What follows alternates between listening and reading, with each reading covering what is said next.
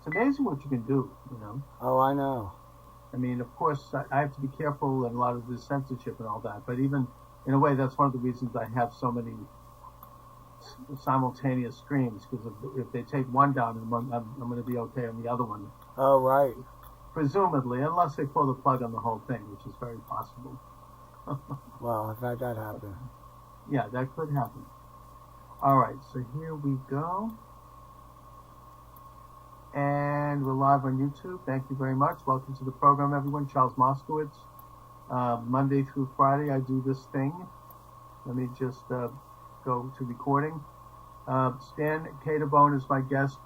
Stan, I don't really want to get into some of the legal issues that you're grappling with right now as a pro se litigant, but I do want to talk about the background of what you describe as a revival of, if it ever went away, of the COINTELPRO program, which was run by the FBI in the early 1970s, and it was used to infiltrate various organizations and harass various people who were seen as anti-government, but you know, it probably, and it did overstep itself in terms of getting into people that were viewed as having unpopular opinion. So let's start with that. I mean, even recently I saw a documentary about Native Americans in rock music.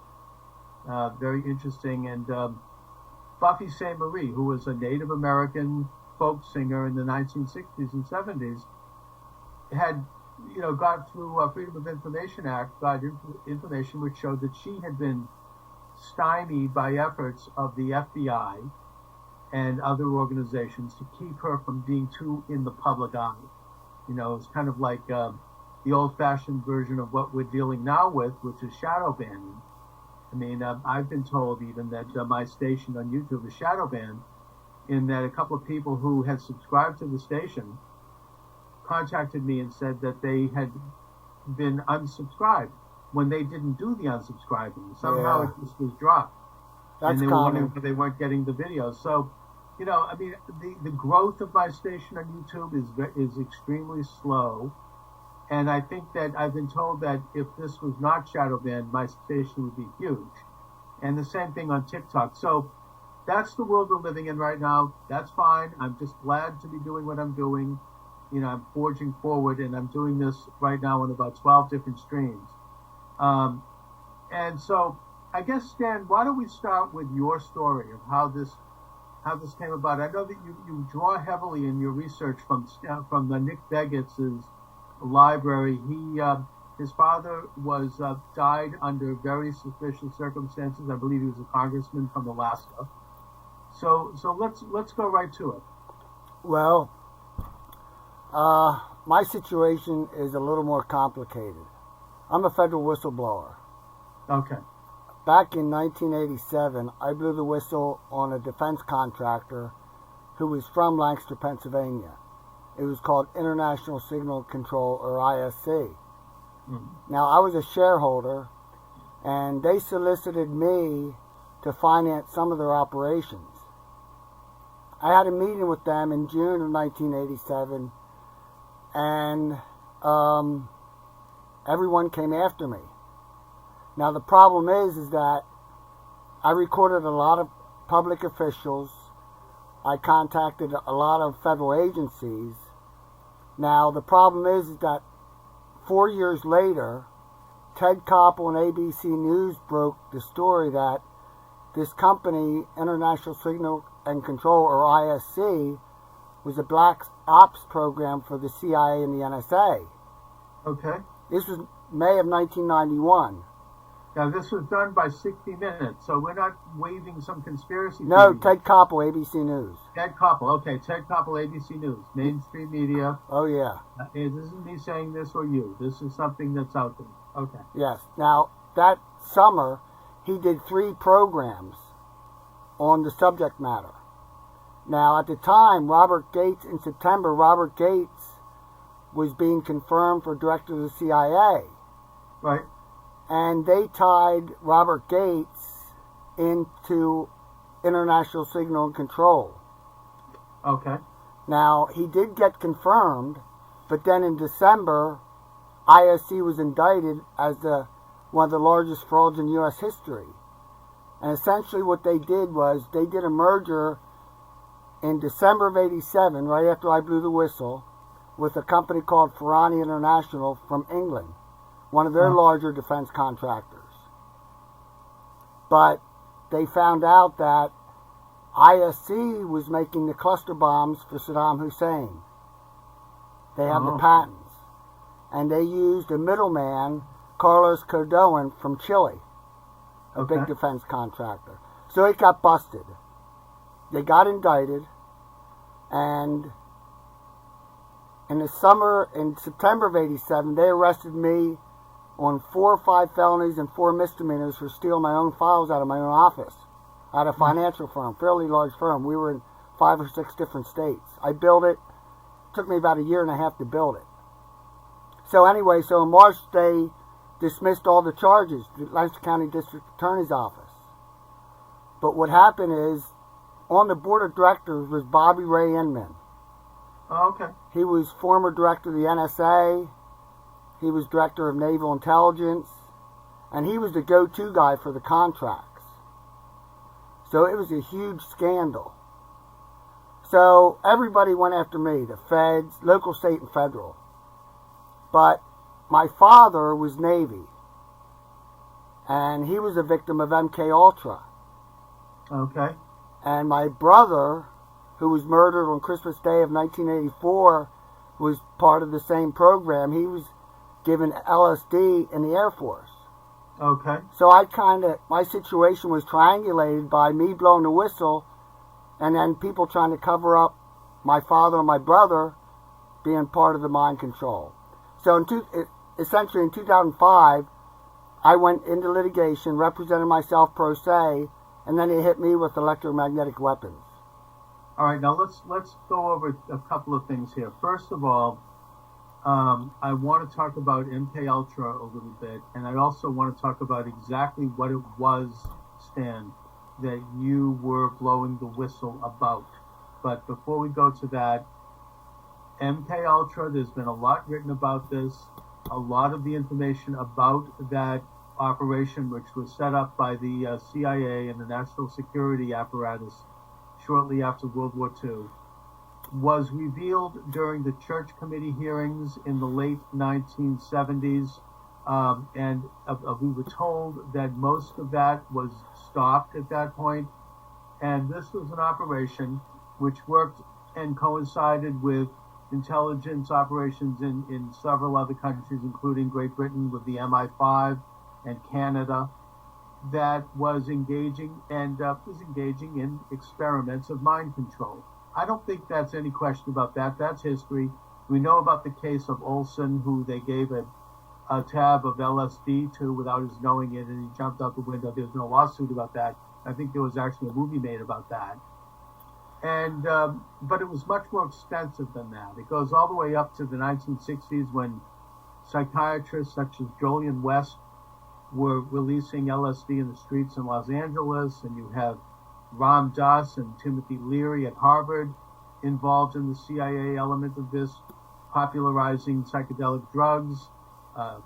Aldous Huxley, who committed suicide on the day that Kennedy was assassinated while he was on a psychedelic drug, filming the whole thing. The only reason it didn't get coverage is because of the assassination.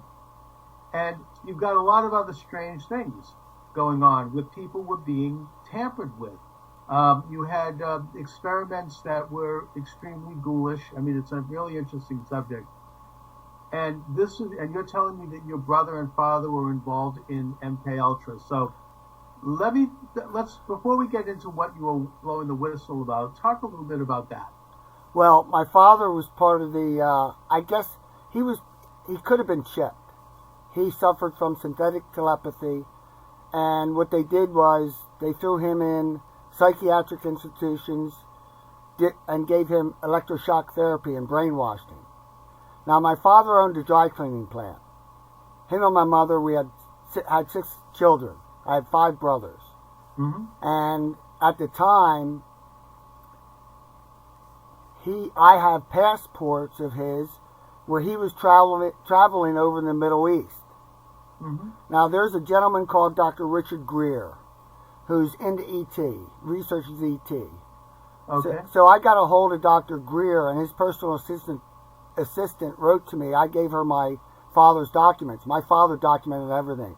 He has audio tapes, photos, documents. Anyway, they said he was a covert courier. And what they would do is they'd hypnotize these guys, send them overseas, and they'd deliver messages to other spies. Now, if they got caught, they were hypnotized, so they could never be affiliated with anyone, really. Now, my father should have been traveling over in the Middle East, and I have his 2 passports in safety deposit boxes. He was in Hong Kong, Lisbon, all over there. And we were told that he had a mental break, and he was suffering from a psychotic break, and he was chasing religious artifacts. That's what we were told as children. I was like 5 or 6 years old. Okay. But the truth be known, he was part of MK Ultra. Now, Right. my brother was No, go given ahead. LSD in the Air Force. He told me that before he died. He was murdered in Santa Barbara on Christmas Day of 1984. Mm-hmm. It was a phony suicide. He was suicided. Yeah. They probably Uh-huh. smothered him with a pillow. What happened was, my friend who was at my house partying that night is a mortician. He's one of the biggest funeral directors here in Lancaster County. So I called him up to bring the body back, and when the body came back, he called me up right away. There were no literature marks on his neck, not one mark on his neck. So he couldn't have died by hanging, which is what the investigation said. So he, like your father, maybe he had either served his purpose or he was about to blow the lid on the whole thing. And, Well, he was making rumpus. He was under conservatorship, just like Britney Spears is out there. Yes. And they were holding half of his Social Security. And he was only getting maybe $150, $175 a month. But he was living on the streets of Santa Barbara or in transition houses most of the times. So he got a public defender, found out that they were withholding half of his Social Security, and he was calling us up, family, asking us for money, and we were being told he was squandering his money. Now, he was thrown out of Lancaster County, made to leave, in 1976. Why did they have it in for him? I mean, were they afraid that he was going to blow the whistle on the program, or what? I don't know. If you look, I have his documentation. I flew out. I was certified by the NFL as a contract advisor the following March of '85, and I've been going into Santa Barbara County Courthouse and talking to the county people ever since. And the documents I have from public defenders is he was raising some hell about the guardianship, about the money they were holding, and he wanted to go to college again. He was going to Millersville University before he enlisted because of the draft. So he only lasted. He got a dishonorable discharge. Years ago, I interviewed the late Jim Keith. I don't know if you know who he is. No, he I'm not authored familiar. Black Helicopters Over America and a couple of other really interesting books. He actually died under mysterious circumstances. Let's just put it that way. I mean, in a hospital, but he was not in poor health, and there were things that happened. And he wrote extensively in a very well documented way about MK Ultra and the development of mind controlled people who would have basically they could be manipulated in such a way that they would carry out various things, including assassinations. He links it to the assassination of Robert Kennedy. I mean, that's a big subject. Well, I filed an amicus for Sirhan Sirhan. Yeah, well, Sirhan has said this on many interviews that he had no idea what he was doing at the time, and that there were all these weird things going on before that with this woman in the red dress, and there was all these polka dot dress, yes. Yeah, I mean, there was all these weird, this stuff. I mean, it's kind of such a creepy subject. 2 years ago, Robert Kennedy Jr. came out and said half the Kennedy family don't believe that he was the actual killer. Oh yeah, well, JFK Jr. has been a real whistleblower and a real truth teller on all this stuff. So, I think that Well, can I say one more thing, Charles, before Yeah, I forget? Here's the thing. My brother Sammy died Christmas Day of 1984 in Santa Barbara, California. My youngest brother died in Kill Devil Hills, North Carolina in 1996 from a suspicious suicide. And my father was murdered up in New York City, where he was living for a year and a half, in 2001. So I've got 3 family members. I stay put. I don't leave Lancaster County. Yeah, all of these suspicious suicides, gives you the creeps. Yeah. I think it's safe to say, Stan, that while you're sitting here talking to me right now, that you're of sound mind and body, you're not suicidal, and God forbid something happens, it's not suicide. No, they go for the mental health right away. They went after that for me in 1987. I was producing the first digital movie with Tony Bon Jovi in Power Station Studios in New York in 1987. Oh, okay. Now Tony's one of the leading recording studios in the world back then. And me and Tony were working on the movie. We had transcripts. We had everything going. We had a film producer from Hollywood, California. Well, I have documentation of that. And I had an airplane at the time. I was so busy. I had a twin turboprop, a Navajo Chieftain. Well, they repossessed my plane with all my files in it because I had an office in Stone Harbor. And, it just gets deep state and deep state as far as what they did. So what they did was they said that I was making things up about the movie, 302'd me, threw me in psych wards. It never lasts. I'd get out in 6 hours or a couple days or whatever. But still, it went on the record. And that's still with me today. They still use it today. I've been institutionalized probably 8 times for no reason, just because they can. Because now you can't get a firearm, you can't do certain functions. No. This is the tool of the deep state. Always has been. I'm not against psychology and psychotherapy. That's fine. But there is an aspect to it, especially when you get into the medical side with the psychiatry, where it is basically the science of mind control. Well, they help build the programs, psychiatrists.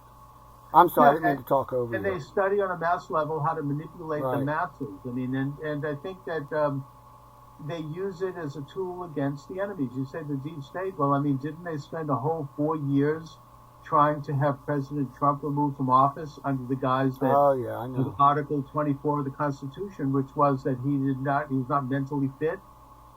This is what they do to people who disagree with the deep state. They basically say, don't listen to this person. They're mentally ill. They're not competent. And, that's expected.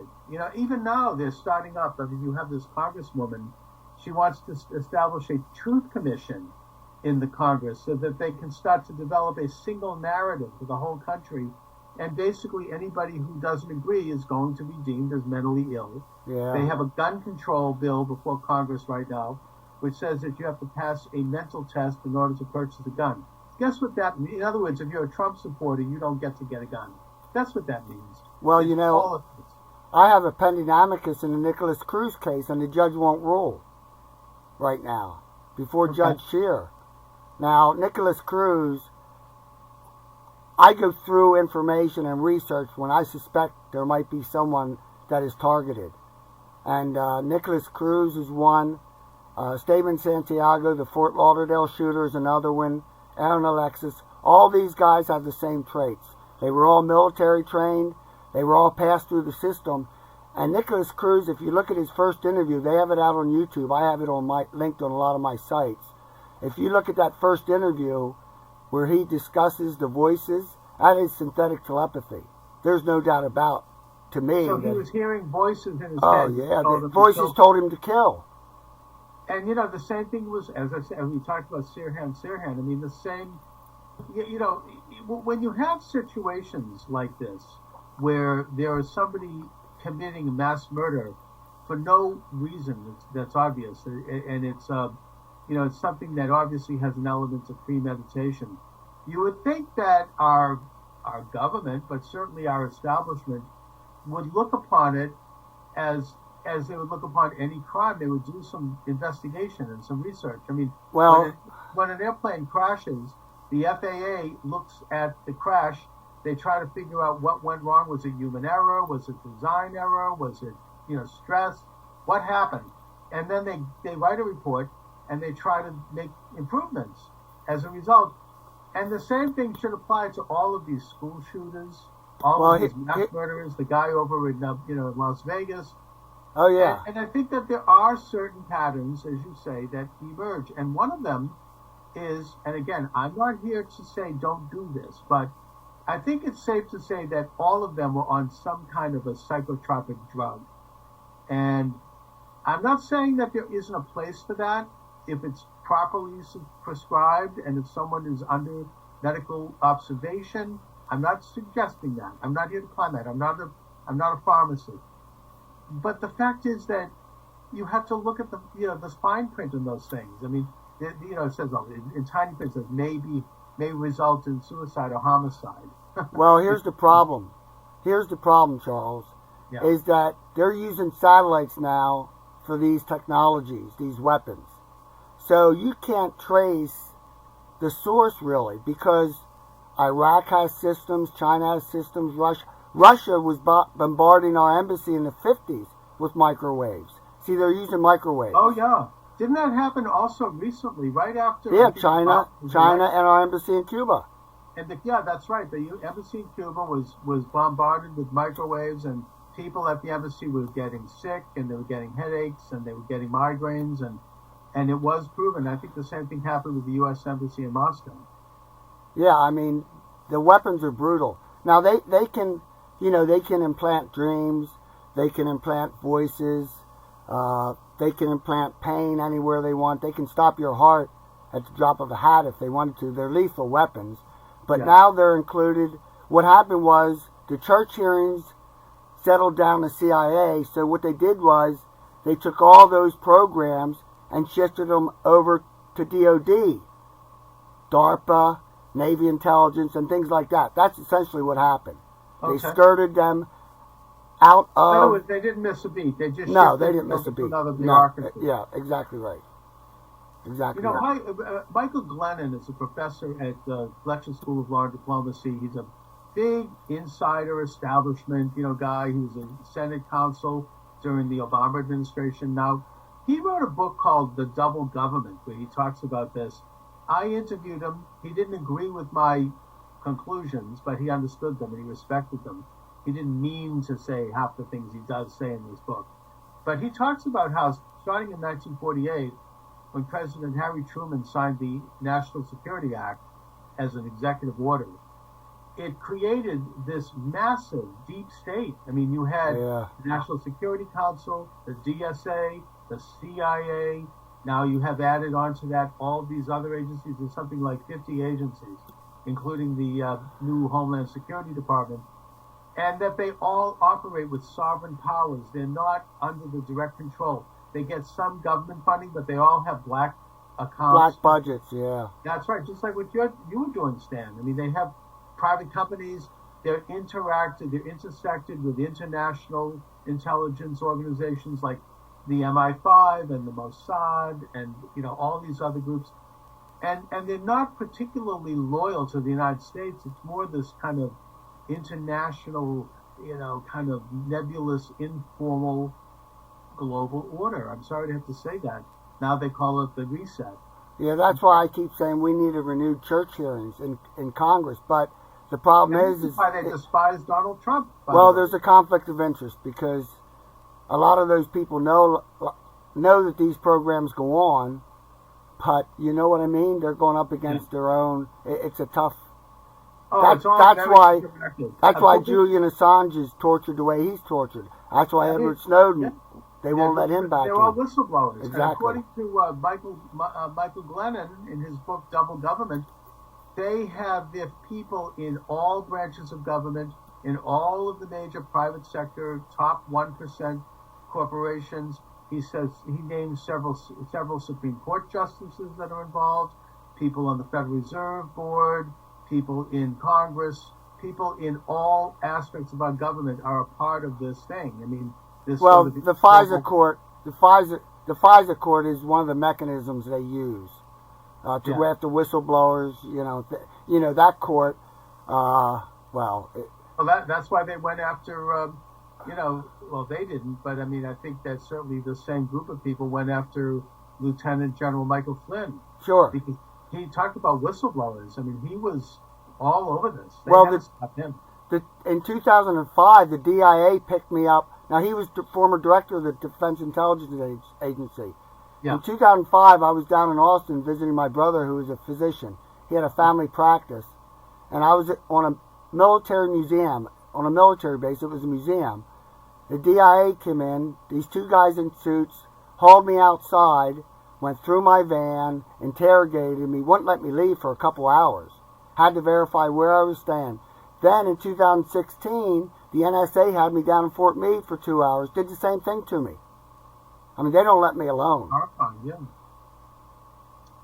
I'm getting the heebie-jeebies just talking about this. I mean, I've got bullet holes in my windows.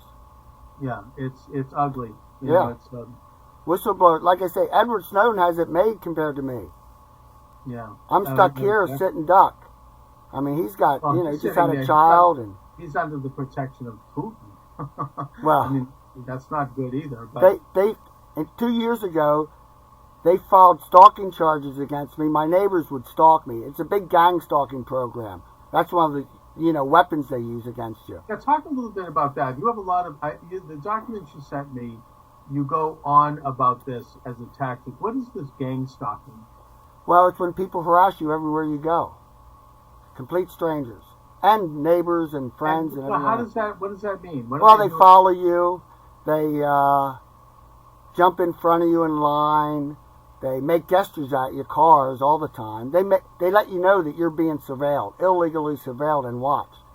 In fact, Julia McKinney, one of the whistleblowers, she was Army intelligence. And in 1990, she formed a group of former intelligence officers that wanted to come clean. And she says there's a national broadcast system that's being used on closed-circuit TVs where they use for the stalking purposes, where they use it for entertainment or to show people what targets, who the targets are, and it's broadcast all over the country.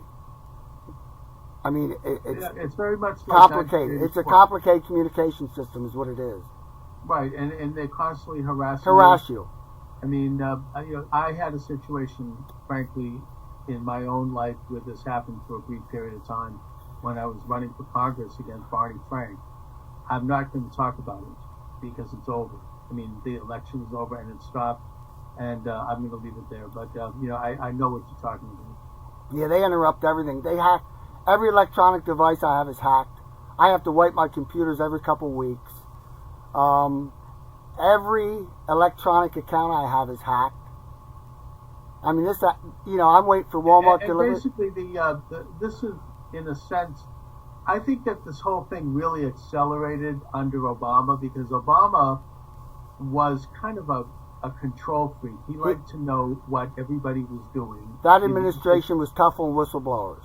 Oh yeah, he loved to eavesdrop, and even Angela Merkel complained. She brought a complaint up to the UN. He spied on friends and enemies. He just wanted to know what everybody was doing. It was kind of like this intense desire to control. That was an obsession of his, I think. And he used his office to do that. He was harassing organizations that were not of his political stripe by having the IRS harass them, from the Lois Lerner testimony, and other kind of dirty tricks. And I think that the result of that is that we have a much more enhanced technological tyranny today. We have the ability technologically of the government, and I don't mean formally, but more like kind of this informal collusion between various oligarchs in the government and monopolistic private entities like big tech and big drug pharma or whoever that are able to monitor people. Well, see, that's the problem. The Amazon, the Googles of the world, they all have so much private information on everyone that, I mean, that's where the surveillance comes from. Right. I mean, Amazon's a big defense contractor, and very few people know that. Huge defense contractor. Oh, yeah. I mean, that most of the money comes from renting out their cloud to the defense department. Right. Same thing with Google. That's why they were able to take down Parler, because Right. it was competing with Twitter, and it was gaining on them very quickly, and they unfortunately were renting cloud space from Google and from, I think they had some interface with Amazon, so all they had to do was pull the plug on. Yeah. You know, now the lesson there is that Parler should have done what Gab has done, what Alex Jones did, and it's expensive and it takes time, but you have to set up your own cloud system. You have to set up your own servers, your own, infrastructure, and that way you have a certain amount of autonomy. And it does look to me like that's the way things are moving. People are beginning to almost establish an alternative means. I mean, there's like an alternative economy, an alternative culture that is developing, because ultimately we are still a free country, and freedom is the natural state of being, and people are going to find a way. So they may take Parler down, but they can't. Parler's coming back now, I think, with its own. They learned their lesson. I mean, it unfortunately happened at a very difficult time. We don't want to talk about the election because I'll get banned. But let's just say that their shutdown was timed interestingly. Leave it at that. Well, they make a concerted effort to dumb down society. Yep. When they quiet whistleblowers down and people that talk against the government, they're dumbing down society is what they're doing, keeping people dumb. And one of the ways they do that is just the word conspiracy theory. All they have to do is associate your name with the word conspiracy theory, and it's that cancel culture Right. segment, of how they do it. It's interesting that, ironically, it was the deep state itself that pushed the biggest conspiracy theory of my lifetime, and which was that Donald Trump was spying for Russia. Right? Yeah, I know. I mean, and they spent millions of dollars, and every day I would get these bulletins from the Boston Globe, oh, breaking story, you have a nervous breakdown looking at my smartphone. Oh, what is it? Stormy Daniels said this. It's like, in other words, it was this constant barrage of information to try to prove that Trump was colluding, is the word. Well, Russia's an easy target. People like to use Russia. It's still Russia-phobia, even, dating back to McCarthyism. It hasn't changed. McCarthyism, except Right. McCarthy was right. Yeah. But putting that aside, there is a letter. I heard Rudolph Giuliani talk about this, that he has possession of a letter that was sent from Brennan, who was the head of the CIA at the time, formerly a supporter of Gus Hall, the Communist Party, voted for him. And he actually sent a letter to Hillary Clinton saying that to get the attention off of the email scandal, where she was basically using her office to travel around the world and shake down world leaders for money. Yeah, I know. To the slush fund, the Clinton Foundation. The release of that bad information would be put aside, and the diversion would be that we're now going to make these claims that Donald Trump is spying for Russia. That's in writing. That's apparently a letter that Brennan sent to, I think probably Hillary. I don't know, but that's something that's now public record. I think that Judicial Watch got that released through Freedom of Information Act. But getting back to the subject, we don't want to get too diverted into politics here. Stan, so you started out as a whistleblower, and exactly what was it that you were blowing the whistle on? Well, International Signal Control had a company that was an 8A set-aside company. It was a minority-owned firm. And Jim Guerin came from Lockheed Martin in the early 70s. He first worked for Hamilton Watch, which is right here 8 blocks from me, and they built fuses, military fuses for bombs. Well, then he built ISC. Well, ISC came to me through ChemCon, I thought, and wanted me to finance some of their operations. And I had their financial statements and things like that, and I got suspicious of the conversation, and I said, there's some fraud in some of these contracts. And right after the gentleman left, I locked my office up, changed my locks on my office, and fled down to my satellite office in Stone Harbor, New Jersey, where we were going to shoot the movie. And that's when people came after me and started the stalking, the harassment, the fabricated false arrests, and things like that. So what I did was I called some public officials up about what was going on, and leading up to that, there was a coup inside my company to steal my share of the company. And anyway, I ended up blowing the whistle on the fraud inside the contract. But what I found out a few years later is that the gentleman who came to see me was one of the 3 principals for International Signal and Control that was sued for the $1 billion fraud by Ferrani. So, but he didn't disclose that. So that's essentially what I blew the whistle on.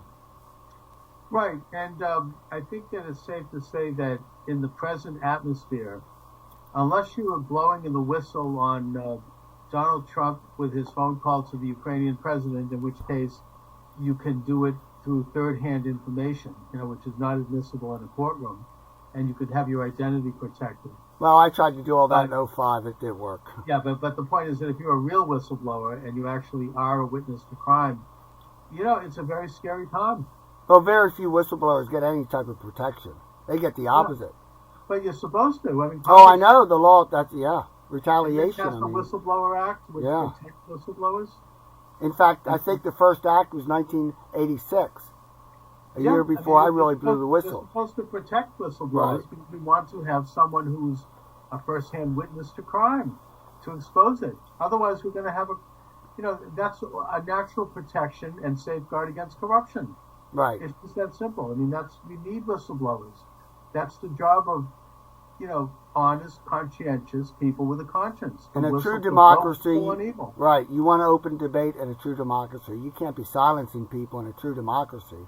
I guess that's the hypocrisy. We look at countries like Iran and China and North Korea that have these closed societies where they really have no openness, no transparency, and we're just as bad. In my mind, from my experience. We are. I think that we are becoming. I hope that, I continue on this forum, and every day when I turn on my YouTube channel, I wonder if it's still going to be there, and I don't know. But, as long as it is, I intend to do this program and continue daily to try to do what you're doing, Stan, which is blow the whistle on corruption. Well, today, there's so much technology out there. Elon Musk has a company called Neuralink. And you know what Neuralink does? What do they do? He reverse engineered the CIA's chip for MKUltra. Oh, my. Elon Musk. Yeah, that's incredible. Mark Zuckerberg, Facebook. He had a company, a division called Building 8. And I applied for a position there that was trying to use synthetic telepathy for Facebook. In other words, you would use your mind to message people. Now, technology is possible. There's patents out there. They're mainstreaming these technologies. They're commercializing and mainstreaming all these technologies so that it gives a cover for the government programs that started the technologies. You know what I mean? Well, the government actually started all of the technologies of the internet. Sure. DARPA started the internet. Yeah. In fact, in 1990, I helped pioneer the CD-ROM industry and did work with DARPA. Now, I didn't know who DARPA was back then. Sure. We helped build voice recognition systems. I did the CD-ROM manufacturing for the speech rapport that went out to all the scientists. I was exclusive. It's brilliant science. It's extraordinary. Look, I'm doing this program. I'm some schlub sitting in a room in an apartment here, and I'm able to live stream this program with you. And I don't know where you are. You're in Pennsylvania. I'm in Boston. Lancaster, Amish country. There you go. And I'm in Boston, and we're able to be heard live on, I think it's about a dozen streams, and then it archives, and it goes into iHeartRadio and all these other venues. It's fantastic. So I admire the technology. The problem is, how do you kind of develop a certain level of proprietorship. I mean, it gets into Wow. the very basic principle that freedom is founded on, and that America, we think, is founded on, which is private ownership, private property. Here's one of the problems. Yeah. Computer hackers. There are these young kids that are 16, 18 years old. I bet you they can hack into some government agencies. I mean, that's the problem. Everything computerized is hackable. Well, it is, but there is still growing technology that can prevent that. And I'll give the example. The state of Israel, in the last war they had with Hamas, there was over 1 million attempts to hack into their computer systems, all of which failed because they have built such an ironclad system of protection that they were able to fend that off. They're very good at that. You know, they're very advanced in the area of computer science and data science and all Sure. the sciences. Oh, yeah. So I only mention that because it can be done. We can, in other words, there has to be a means by which we can own what we're doing online. Now, I know that we don't own Facebook. I get that. It's a private company and they can do whatever they want. I know they're using data to sell commercials, and that's how they make their money. That's their business model. You know, if you look at it, like when I order a book from Amazon, all of a sudden I'm getting ads for books that are similar to that book. I get that. That's how ad agencies used to work before the internet. They do survey and they gather information. That's fine. But at the same time, there has to be a means by which we can maintain a certain level of ownership over our intellectual property. You know, even if we are borrowing space from them. Charles, I haven't owned my own mind since 2005. I mean, these satellites literally steal your mind. How does that work? What do you mean, how does it work? I mean, you seem The to me NSA has Edward Stone disclosed the NSA program where they can use satellites to read every thought in your head. Now, is this to do with this 3D thing that I'm hearing about? No. This technology. This has to do with remote neural monitoring. Okay. That's how they do it. Do you know what they can do is they can read your mind. They can't necessarily. Can they implant things? Sure. In your mind? You know what they have? I have lectures by people in DARPA that disclose how they can download a training session that might take you 2 months, and they can download it in your mind in a matter of seconds. How can we stop it? I don't know.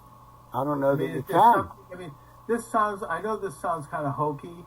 Oh, I know, but it's real. I know it does. No, I'm not this. I'm saying, but I've seen ads for these hats. Right. That's what they're using. Well, Brain they to make out computer of, interface. silver, and it's supposed to protect your mind. Your Oh, head. no, they don't work. No. That's got Faraday it. hats, Faraday cages. No, they don't. They don't don't work. mess. No, You can't mess no, with that. You can't. So that, short of some kind of hokey means to protect ourselves and to protect our brains and our minds, what can we do? How can we know? Church hearings is the only way.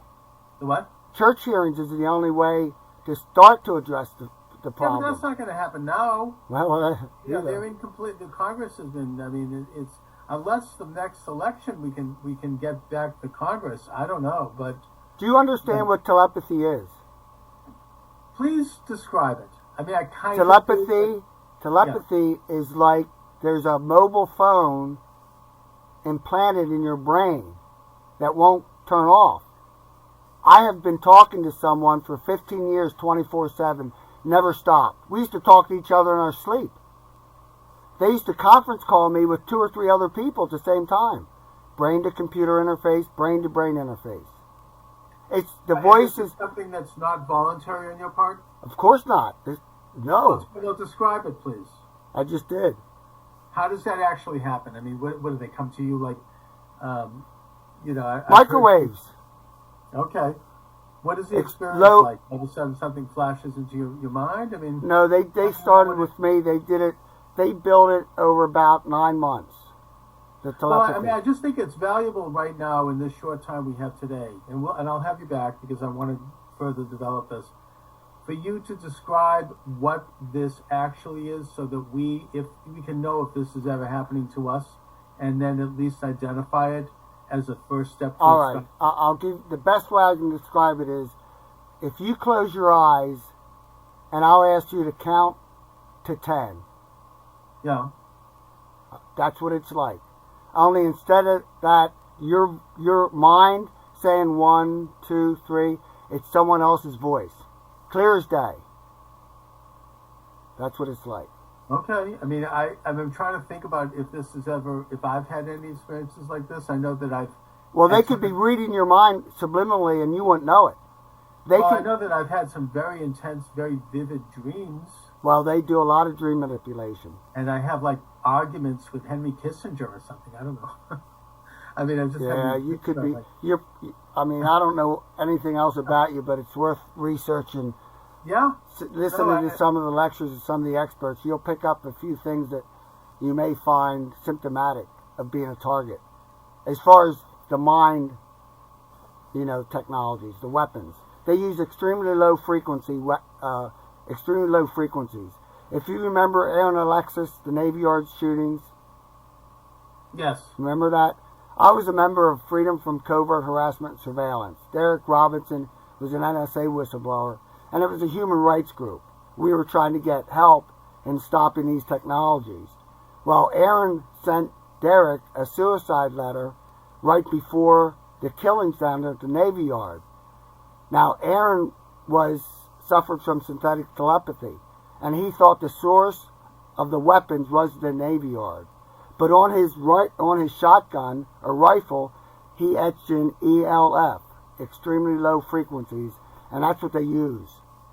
As far as the technologies, the microwaves use those frequencies to put voices in your head. They cause pain all over my body at will. I mean, they do all sorts of things. Oh my God. Well, listen, Stan. I hope that you're going to weave this into a book. And they won't let me do anything. You know what they did? They charged me with stalking my neighbors when they charged me, and they put me on probation for 15 years. Oh my God. Well. Yeah. Listen, Stan. Let's stay in touch. Yes. This interview will be up on YouTube, live. I mean, it archives there immediately, and as I've told you, it goes on at least a dozen other sites. It's on Rumble and on Minds, and on all of the audio sites that I have. And I hope that we can begin to shine a light on some of this stuff, and I hope that you come back from time to time and we can continue the conversation. Yes, definitely. Just let me know, Charles. I appreciate it.